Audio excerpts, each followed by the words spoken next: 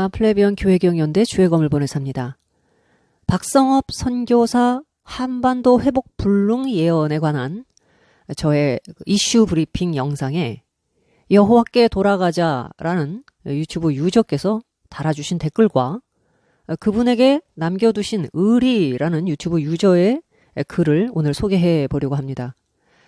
자, 여호와께 돌아가자라는 분께서 이렇게 쓰셨습니다. 박선교사님, 15년 동안 나라 위해 목숨 바쳐 중보하고 기도하고 누구보다 나라 위해 싸워오셨습니다.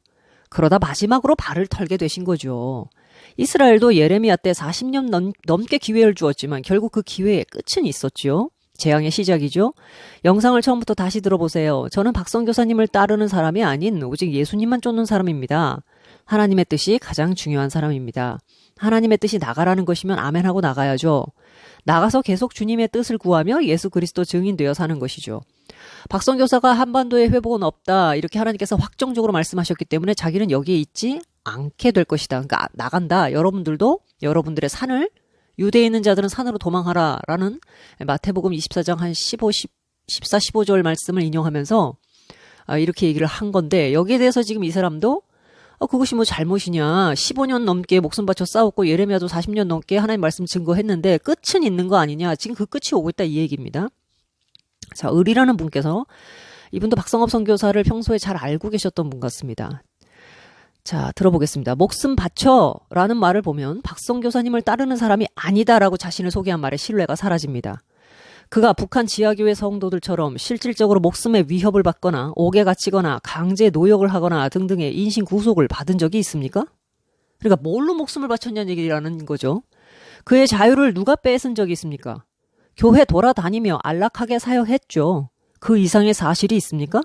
목숨을 바친다는 말은 아무에게나 가져다 붙이면 안 됩니다. 30년 가까이 지하에서 잡혀갈까봐 숨어 지내며 감옥에 들어가고 빛 한 번 제대로 못 보며 살아왔던 주사파들이 들으면 되려 비웃을 겁니다. 자, 이미 한반도 회복 불가론을 주장하는 박성업의 말을 받아들이시고 말씀을 하시니 저도 그렇게 해보겠습니다. 지금까지는 대한민국이 박성업에게 안락한 사역 환경을 제공한 것은 사실입니다. 지금부터는 그의 말대로 고통스러운 일이 벌어질 텐데 그 고통을 피해가는 박성업에게 떠올려주고 싶은 말이 있습니다. 자, 여기서부터는 제가 모르는 내용입니다. 박성업이 강의에서 성령의 음성도 십자가 자리에서 들어야 한다면서 로마로 가려는 바울을 막으려는 동역자들의 예언을 예로 든 적이 있습니다. 그때 바울은 성령의 음성을 십자가 자리에서 자신에게 적용했다고 평가했죠. 그리고 전쟁 예언을 하며 도망친 사람들에 대한 비난, 홍해성 같은 사람 예로 들었지 않았겠습니까? 휴거에 대한 논의 중 일본 원전 사건 후 도망치려는 교회에 대한 비난. 일본 원전 사건 후 아마 피해를 피하기 위해서 도망간 사람들에 대해서도 비난을 했던 모양이죠. 휴거에 대한 논의 중 제 몸뚱이 편하자고 휴거를 원하는 사람에 대해 비난하며 끝까지나마 한 영혼이라도 구원해야 한다고 했던 그의 주장도 같은 논지입니다. 그러니까 휴거는 하나님께서 강권적으로 사람을 데려가시는 건데 어쨌든 그 휴거라는 개념이 근데 그것도 지금 비난을 했다는 얘기잖아요. 여기에서 보면 이 말이 사실이라면 박성업 선교사는 평소에 휴거되기를 원하는 사람들조차도 비난을 했다는 겁니다. 지 몸뚱이 하나 편하자고 휴거만 그렇게 원하느냐. 여기 남아서 한 영혼이라도 구원해야 한다라고 평소 그게 그의 지론이었다. 지금 그런 내용인 것 같습니다. 그리고 지금의 한반도가 여태까지 그가 편한 강단에서 떠들어댔던 십자가의 자리를 검증할 무대가 된 것입니다. 박성업이 도망치라고 했다는 성령의 음성이 사실이라 해도 그가 주장해 왔던 십자가와는 배치되는 주장입니다. 다른 사람이 위기 앞에 피신한 것은 왜 그의 지금 행적처럼 성령의 음성으로 못 듣고 십자가 운운하며 비난할 수 있는 것인지 아직도 이해가 가지 않습니다. 그리고 지금 자신의 썩어질 몸뚱이를 위한 도망은 어떻게 정당화되고 순종이 될 수 있는지 궁금합니다. 이 정도 수준의 인식체계라면 거의 정신분열에 가깝다고 봅니다. 자, 어전회의에 대한 주장, 예수의 씨앗을 사탄이 절멸시키려 한다는 주장, 산으로 도망치라는 말씀에 대한 언급, 어차피 아무도 듣지 않을 것이기에 논쟁하지 말라고 하셨다는 주장. 이 말들을 통해 자기 양심에 찔릴 만한 일들을 미리 잘라내기 위해 언급하는 것을 보면서 이 자는 양심까지 버렸구나 하는 생각을 했습니다. 어전 회의는 박성업 교도들만 듣고 도망치게 만드는 회의체인가 봅니다. 그런 곳이 있는지는 그들만이 알겠죠? 그리고 예수의 씨앗 운운한 말은 자신의 도망을 합리화하는 수준 낮은 방패막이로 보입니다. 이 세상에 예수의 씨앗은 자기밖에 없나 봅니다. 기껏 이제 고생 시작한 지 1년 반밖에 안 지났고, 그러니까 이분 또 탄핵 사태로부터 지금 이것을 카운트하고 있는 겁니다. 저도 그렇게 생각하고 있습니다. 환란의 시작인데 인생 편하게 산 자가 고통 앞에 도망치는 꼴을 보면 불신자만도 못한 인생을 산다는 생각이 듭니다. 자, 네 번째, 이제 재앙의 시작이라고 하셨는데 앞으로 닥칠 안보 위기, 경제 위기는 저도 인정합니다. 하지만 그렇다고 박성업처럼 다 끝났다, 도망가자라는 삼류 시정잡배 수준의 이야기를 하진 않습니다. 저부터 주위 사람부터 시작해서 할 수 있는 일을 하고 있고 지금까지 잠들어 있던 사람들이 깨어나고 움직이는 것을 곳곳에서 보고 있습니다. 크리스천뿐만 아니라 안 믿는 불신자들까지 박성업과는 비교가 안 되는 핍박을 받으며 목소리를 내고 있습니다. 온갖 인간의 죄악들만 바라보며 이제 다 끝났다라고 결론을 맺기 전에 희망의 싹이, 자, 여기서의 희망의 싹이 뭐겠습니까? 하나님께서 무슨 일을 하시느냐? 성령께서 콘크리트 틈 사이에서도 작은 들풀을 피워내시는 그분의 생명의 능력을 찾자는 얘기지. 우리가 우리의 무언가 나은 것들을 찾아가지고 뭐 낙관론이니 지금 이런 식의 비난들 하는 분들 많습니다. 그러니까 저한테도 그래요. 그러니까 한반도에 회복이 있다는 얘기예요? 되려 저한테 화를 냅니다. 한반도에 회복이 절대 있어서는 안 되고 그렇게 말하는 것이 무슨 배도 나하는 것처럼 얘기를 해요, 이 사람들은. 근데 하나님의 생명력이란 죽음도 뚫고 나오는 것인데 한반도가 예수 그리스도의 생명의 능력보다도 더 강합니까? 자, 모든 분별의 시작은 정확한 사실 인식에서 시작합니다. 저는 댓글 달아주신 분께 박성업의 영상만 보지 마시고 행동하는 사람들과 깨어나는 사람들이 존재하는 사실도 같이 보시길 부탁한다는 말씀을 드립니다.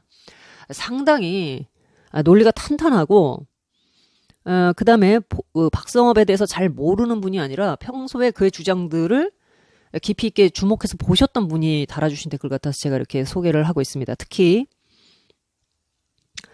제 논평을 조금 더 곁들여 보자면 2번 부분에서, 자, 박성업이 강의에서 성령의 음성도 십자가의 자리에서 들어야 한다며 그가 예로 든 것이 아마 사도행전 로마로 이제 핍박을, 성령의 음성이 네가 이제 예루살렘에 올라가면 큰 환란이 기다리고 있다라고 말씀하신 그 대목. 그러니까 이제 성도들이 가지 말라고 울죠.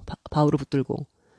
근데 이 바울이 거기에 갔을 때 엄청난 환란과 핍박이 기다리고 있다라는 예언을 받은 사람들이 또 있었습니다. 바울도 알고 있고 성도들과 알고 있는 거예요, 이 예언을.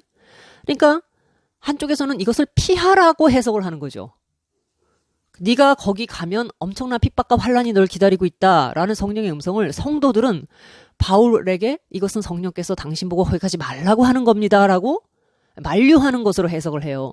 근데 바울은 나는 내 목숨을 조금도 아깝게 생각하지 않는다. 왜? 바울은 평소에 로마로 가는 것이 꿈이었잖아요.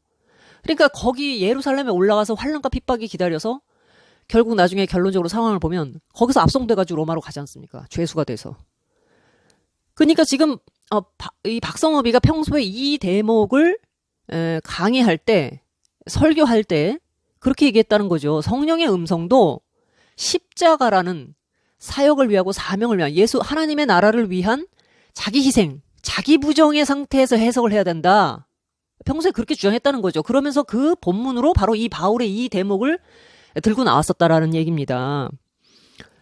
자, 그러면서 또 덧붙여 많은 말을 했던 모양이에요. 전쟁 예언을 하며 도망친 사람들에 대한 비난, 일본 원전 사건 후 도망치려는 교회에 대한 비난, 휴거에 대한 논의 중 내 몸뚱이 편하자고 휴거를 원하는 사람에 대해 비난하며 끝까지나마 한 영혼이라도 구원해야 한다고 했다. 저는 전쟁 예언을 하면서 도망친 사람들에 대한 비난까지도 인정을 하고 일본 원전 사건 후 도망치려는 교회에 대한 비난도 약간 이건 좀 글쎄요. 이거는 좀 판단을 좀 유보해봐야 될 것 같은데 이 대목을 뭐 어떻게 얘기했는지 제가 그 맥락을 모르니까 무턱대고 그러면은 그 뭐 원자력 그 피해를 다 그냥 받아야 되는 겁니까? 그러니까 이 사람의 사고가 굉장히 극단적이고 상당히 극단적입니다. 정말 그 뭐라고 어떻게 표현하기가 어려울 정도로 극단적이에요. 근데 이제 어쨌든 의리님께서 지금 계속 그 주장을 펼치면서 그 근거를 계속 제시하고 계시는 내용 중에 이 부분도 굉장히 인상적입니다. 다른 사람이 위기 앞에 피신하는 것은, 자, 다른 사람들이 이런 식으로 원전의 어떤 피폭의 위험 때문에 피하거나 그 다음에 다른 전쟁 예언 때문에 해외로 도망갔거나 하는 사람들은 무조건 비난을 하고 그렇게 해놓고서 본인이 지금 한반도를 탈출하는 것에 대해서는 성령의 음성을 들은 것처럼 얘기해요. 그 사람들은 성령의 음성을 못 듣는 사람들인 것처럼 그러면 똑같은 맥락으로 공정하게 적용을 해야지. 그쪽은 그저 육신의 어떤 사고로 자기만 혼자 살겠다고 도망가는 것처럼 그렇게 얘기를 하면서 아니 그러면 지금의 너처럼 그 사람들도 어전회의 들어가가지고 성령의 음성을 들었을 수도 있는 거 아니야? 이렇게 얘기하고 있는 거죠 지금. 왜 그거는 너에게만 적용되는 것이냐는 거야. 네가 무슨 특별한 선민이냐는 거죠. 그 사람들도 그랬나 보지. 이 모든 것의 진위 여부를 떠나서 공정한 잣대가 아니라는 얘기입니다. 이중 잣대를 쓰고 있는 것이고 내로남불을 하고 있는 거예요.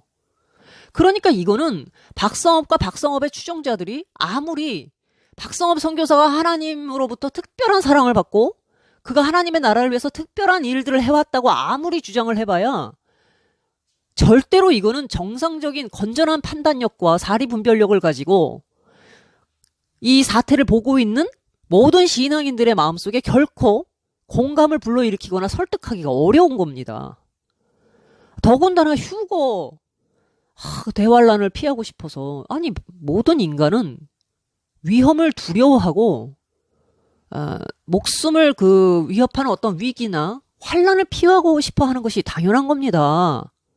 예수님도 오죽하면 이 잔을 내게서 가능하시다면 옮겨주시면 안 되겠느냐고 기도하셨어요. 그 위기 앞에서 그 끔찍한 힘든 그 여러 고통과 사람들의 배신과 온갖 하나님이 자신을 모든 인간의 죄를 그 위에 완전히 덮어서 아사셀처럼 그 죄악이 완전히 자신에게 전가돼서 하나님의 임재로부터도 버려져야 될 자신의 운명 앞에서 예수님이 떠시고 고통스러운 건 당연한 겁니다. 거기서 무슨 영웅신 같은 게 조금이라도 끼어들 여지가 있을까요?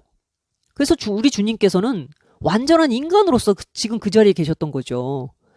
그렇기 때문에 이 잔을 내게서 피해달라고 기도하신 겁니다. 그게 비열하거나 비겁하거나 뭐 쫄보다 뭐 이렇게 볼 수 있는 내용인가요?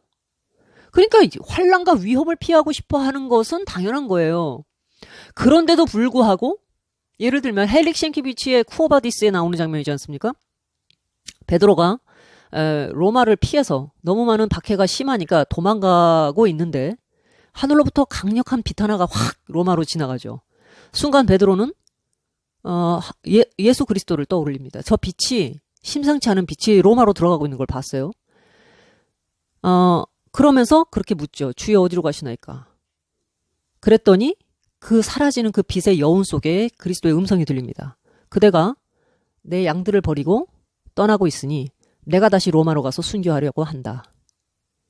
이 말씀 앞에 베드로가 무릎이 부서져라 주저앉는 장면이 나옵니다. 그리고 결심하고 돌아서서 로마로 가죠. 전승입니다. 뭐 사실 여부를 알 수는 없어요. 그러나 워낙 유명한 대목 아닙니까? 죽음을 피하고 고통과 두려움을 피하고 혼란이 가득한 고통 속에서 도망간 사람이 어디 비단 뭐 베드로뿐이었겠습니까? 엘리야도 마찬가지죠. 그렇기 때문에 우리가 이런 인간의 본능 앞에서 떨고 두려움에 떨고 뭐 이런 걸 가지고 비난하는 게 아닙니다. 지금 평소에 박성업이라고 하는 사람이 그런 사람들에 대해서 이런 식의 비난을 하고 십자가의 자리에서 성령의 음성을 해석해야 된다 이런 식으로 얘기를 해놓고 이제는 성령께서 이 모든 그 대한민국을 흔들었던 탄핵 사태로부터 이 모든 상황들을 주도하시면서 당신의 백성들을 어떤 식으로 지금 깨워가시는지 그 사람이 정말 전지하고 전능한 눈으로 이 모든 사태를 다 꿰뚫어 볼 만한 눈이 있습니까? 박성업이? 본인을 배도 간별사라고 아마 주장을 하고 있는가 봐요. 그러니까 배도 간별사님께서 보실 땐 대한민국은 이미 배도의 문둥병이 너무 심하게 들어서 하나님이 그냥 버리겠다 이렇게 작정을 하셨다 뭐 이 얘기입니다. 예. 나는 이분이 진짜 성경을 아는 사람인가 복음을 아는 사람인가 다시 한번 묻고 싶어요. 다윗의 자손 예수여 당신이 원하신다면 나를 깨끗게 하실 수 있습니다. 어떤 문둥병자가 그렇게 다가왔죠. 주님께 그렇게 구했습니다. 나를 낫게 해주세요라고도 못하고 당신이 원하시면 낫게 해달라 그래요. 이게 너무 많은 멸시천대를 받고 절망 속에 살아온 사람은 자신이 진짜 원하는 바를 입 밖에 내는 것도 떨고 두려워합니다. 혹시 그나마도 불경해질까 봐. 지금 나는 대한민국에 깨어있는 성도들이 자신을 점점 자신의 몸에 전신에 퍼져 오르고 있는 것 같은 이 문둥병 같은 이 죄악과 너무 많은 선지자들의 책망과 절망스러운 말들과 뉴스나 SNS나 뭐 유튜브 틀면 전부 대한민국은 망했네, 끝났네 하는 소리에 이 뭐랄까요, 사람이 그냥 오그러들어 있는 거예요. 오그러들어 있습니다. 아니, 아무 생각 없는 개, 돼지 같은 사람들을 대상으로 하지 마시고, 적어도 대한민국이 지금 이런 상황에 놓여 있다라고 생각하는 사람들의 하나님의 눈 안에 있는 사람들이에요. 이 사람들을 보고 계시는 겁니다, 주님은. 그리고 그런 사람들이 얼마만큼 지금 각성하고 깨어나고 있느냐를 봐야 되는데, 이 박성업은 그런 사람들을 보는 게 아니에요. 그냥 제가 볼 때 박성업 씨의 마음 속에는 지금까지 자기가 굉장히 대한민국을 거의 앞에서 짊어지고 간 사람이다, 이렇게 생각을 하고 있는 것 같습니다. 예. 자신이 대한민국의 이 모든 죄를 깨우고 각성시키고 해서 회개시키려고 노력한 본인 입장에선 야전사령관이에요. 그러니까 제도권 교회에 있는 목사님들이 얼마나 노력했는지 그거보다는 자신처럼 그런 타이틀도 없고 아무것도 없지만 그냥 광야에서 외치는 선지자같이 자신이 가장 영적 전선의 최전방에 서서 외쳐온 사람인 거예요. 근데 뭔지 모르겠는데 이 사람이 이런 자기가 다 했다라는 그 마음이 굉장히 강하게 있습니다. 나는 이렇게까지 했는데, 그리고 혼자 실족한 것 같아요, 제가 볼 때는. 그건 뭐냐? 나 홀로 있는 거예요. 독선이에요. 다른 사람들, 나는 모르겠지만 하나님께서 숨겨두신 더 많은 사람들이 곳곳에서 지금 빛과 소금의 역할을 했기 때문에 대한민국이 지금까지 여기까지 왔고, 맨날 망할 것 같고 해도 이기고. 그래서 오죽하면 무궁화라고 그러지 않습니까?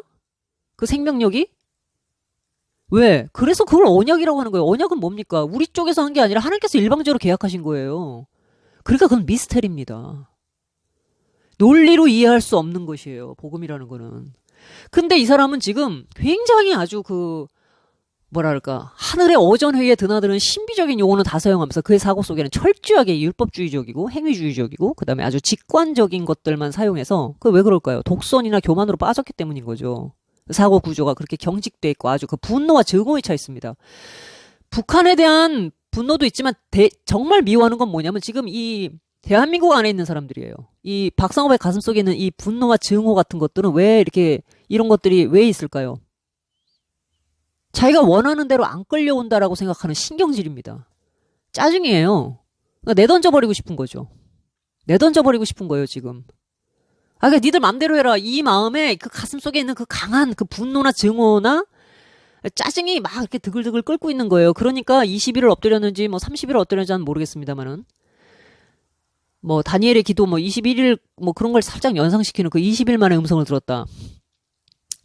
근데 이렇게 본인이 한반도는 이제 확정됐다 이렇게 얘기했어요. 확정됐다.